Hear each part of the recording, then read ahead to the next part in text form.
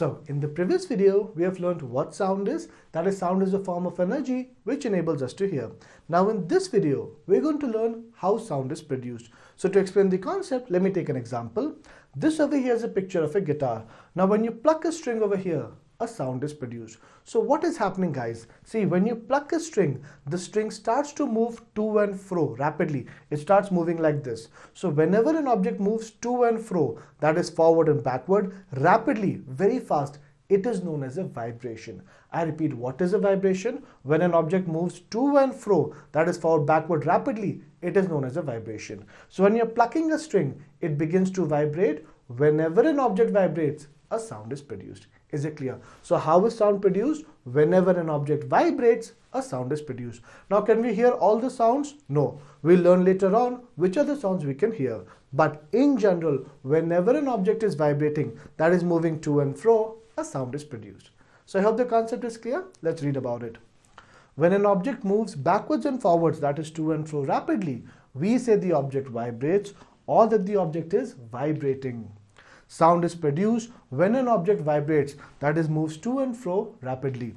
Now, the energy required to make an object vibrate and produce sound is provided by some outside source. What this means is, now will this guitar play music on its own or produce sound on its own? No. To make it produce a sound, we have to pluck the string, right? So I'm applying energy, that is some external source, in this case me, is plucking the string, because of which sound is produced. So this is what this point means. The energy required to produce a sound is provided by some outside source. So the guitar will not produce sound on its own, we have to pluck the string. So when we pluck the string will vibrate and hence sound is produced. Is it clear?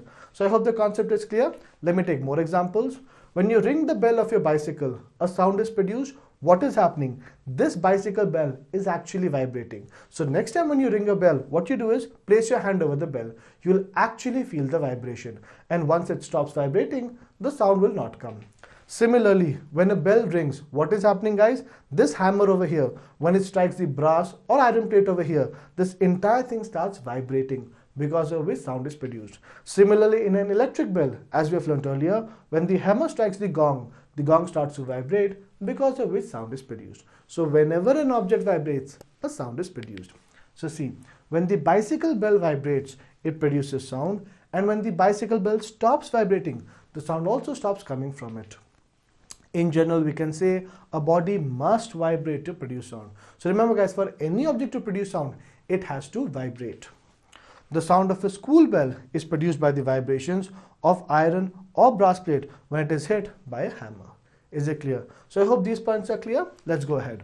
Now let me show you a simple experiment to demonstrate the concept of vibration. So what we do is we take two iron nails and between the two iron nails put a stretched rubber band. Is it clear? Now what you do is simply pluck the rubber band over here. The moment you pluck it, that is, just move it slightly down or slightly up, it will start moving like this, up and down, up and down. So this over here is known as a vibration. I repeat, see, between two iron nails, we have a stretched rubber band. Now either pluck it downwards or pluck it upwards. It will start moving up and down repeatedly. So an object is moving to and fro repeatedly. This is known as a vibration. So the moment the rubber band starts vibrating, a sound will be produced. Eventually the vibrations will stop and sound will stop coming. So this over here is the concept. So how is sound produced? Sound is produced by vibrating objects.